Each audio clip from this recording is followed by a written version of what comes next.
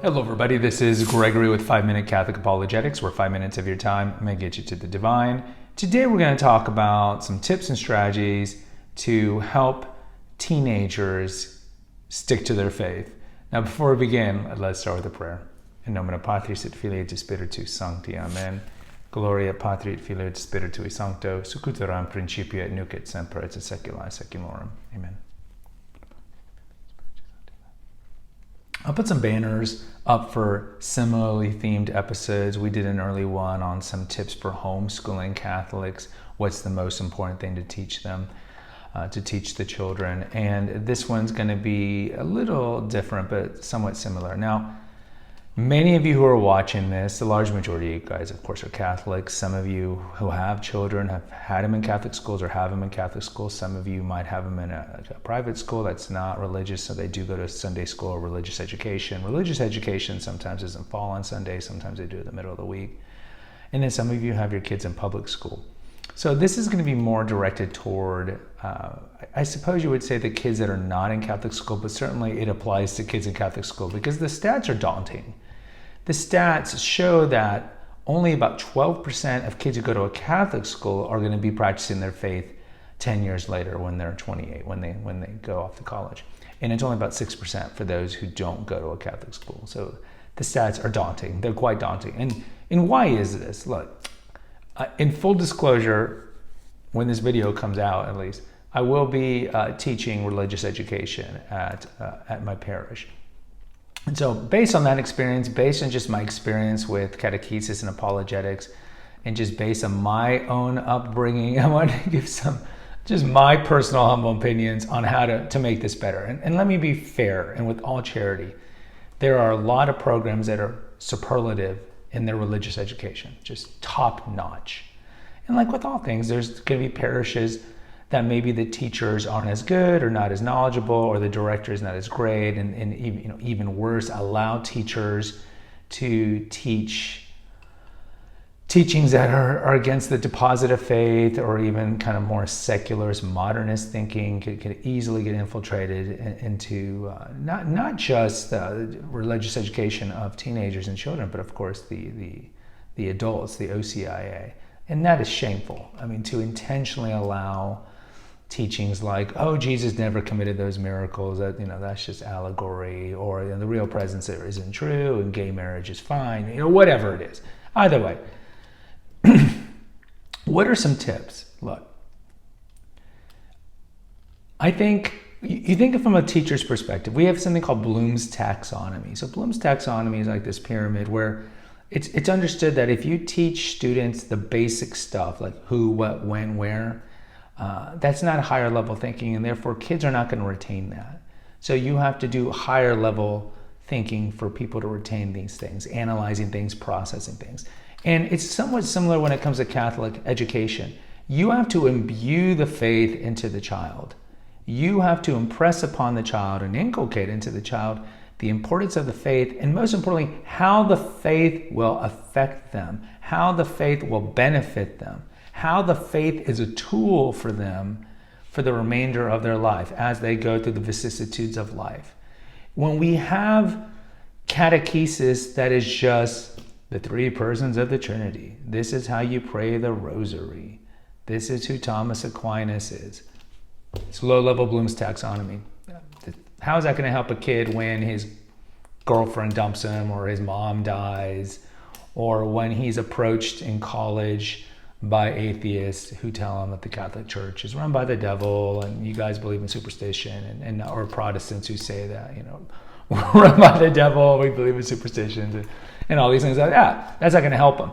So you would think that like my go-to answer, given that my channel is about apologetics and a little about catechesis, is you got to teach them apologetics. Sure. That's what I talk about in the homeschool episode. There's a certain amount of pride, a certain amount of hubris in Catholic homeschooling parents, I think, not all of them, of course. They're like, well, I'm teaching my kid the rosary and we're doing the liturgy of the hours, da-da-da-da-da. That's great. Don't get me wrong. You got to teach them apologetics. You got to teach them how to defend the faith. Because they're in this little cocoon of Catholicism, and when they go out there, if you're not teaching them, how do you refute sola fide? How do you refute sola scriptura? How do you defend the Marian dogmas? How do you defend that you can use reason to prove the existence of God? If you don't teach them these things, though they are close to the faith, they're much more predisposed to lapsing. But you look at the kids that I'm talking about here, the ones that are going to public school and they only come in for an hour, hour and a half every Sunday or on Wednesdays. These kids, unfortunately, are more predisposed to getting eaten up by the atheist vultures as soon as they leave the home. And look, a lot of them, I mean, you don't even have to wait till they're 18. A lot of these kids are checked out by 14. And a lot of this goes, again, to, it's not just parents who don't go to church every weekend, but let's say you do have parents who take their public school kids to church every weekend. And you see these kids in the pews, right? Checked out, not paying attention, don't care. And then you can juxtapose that with kids that are girls wearing the chapel veil. They're very checked in. They pray the rosary. They do all these things. So you're already losing a lot of these kids by the time they're 14. So by the time they get to 18 and they're no longer forced to go to Mass, they're out, they're gone. You're going to lose them. I mean, of course, by the grace of God, there's plenty of parables that we can quote that show that people can come back through our approaching incrementalism. Slow and steady brings them back many times. But even at 14, 15, they're gone. So you got to get these kids really young, like with all things. Get them really young, teach them the faith. But once they get to middle school, and certainly in high school, you have to teach them not just the basic foundation teachings of the church, but more importantly, why is it important in their life? Why is it important? So some things that I would suggest that are important to teach and are important to tackle, even if the curriculum does or does not cover it, maybe spend a little more time on this, is the classic tropes. Why does God allow suffering? I would really spend a lot of time on that. A lot of time. So they're fully equipped to understand why God allows suffering. Another thing, I mean, look at the world we live in. You're going to have to spend a good amount of time on the social teachings, in particular homosexual marriage. We have lost that culture war a long time ago. And so you're already fighting an uphill battle, especially if these kids are on TikTok or any form of social media, you're watching Hollywood indoctrination where every show, every rom-com has a homosexual character. Right, so you're already behind the 8 ball on that one. So I would spend a lot of time on that one. Also on abortion, pretty much all the social teachings, transgenderism, spend a lot of time on that as well.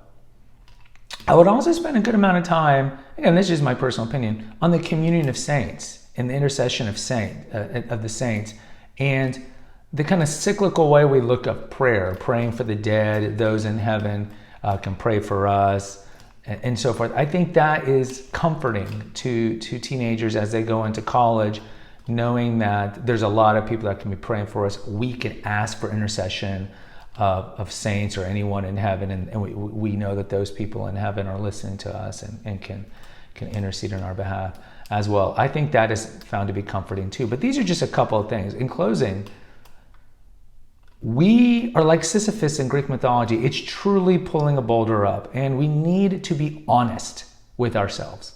And no matter if you're at the most trad-cath parish on this planet, you still need to be honest with yourself that we are lambs among the wolves.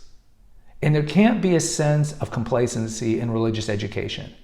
It's truly like arming kids with the best weapons we can before we take them out to the battlefield. You truly have to prep them and impress upon them that how much material stuff you accrue doesn't matter. So a lot of these kids grow up watching all the TVs. Like, what do you want to do? Oh, I want to be famous. I want to make money. I want to be a lawyer. I want to be a doctor. Da, da, da, da, da, da. And as Christ says, what's the point? What's the point if you lose your soul? What's the point? And this is another thing you have to teach. It's like ultimately, items don't make you happy. I'm going to be happy when I get my first meal. Then you get your first meal, you're not happy. Oh, I need 2 meal. You're not going to be happy if you have the handsome supermodel actor as your husband or the beautiful blonde bombshell. That's not going to make you happy.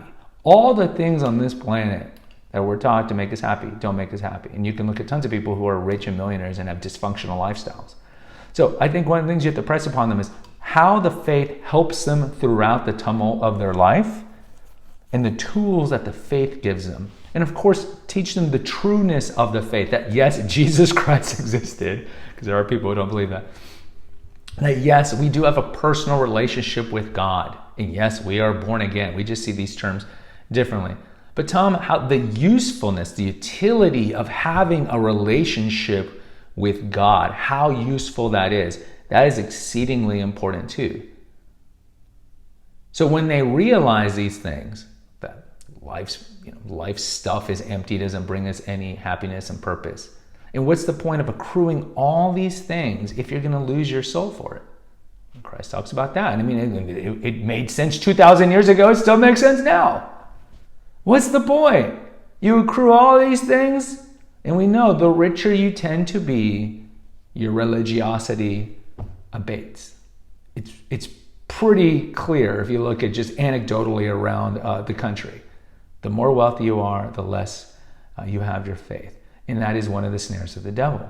So these are all things that I think that need to be imparted into tween and teenage kids. You've got to give them these tools. You have to make them see that the faith is important, and it's got to be part of them, like another organ, like an arsenal of tools that they can use throughout their lifetime. Because if you're just teaching them, what is the rosary? Who is Saint Joseph? I mean, this is the religious education I got. Memorize the act of contrition. I mean, they're much more likely to lapse. Guys, post in the comments. I love to hear from you. What are your tips on teaching tweens and teenagers how to continue to be Catholics 30, 40 years from now? Hit the notification, subscribe, and share a bunch, share with others. Until next time, take care, God bless, and pray.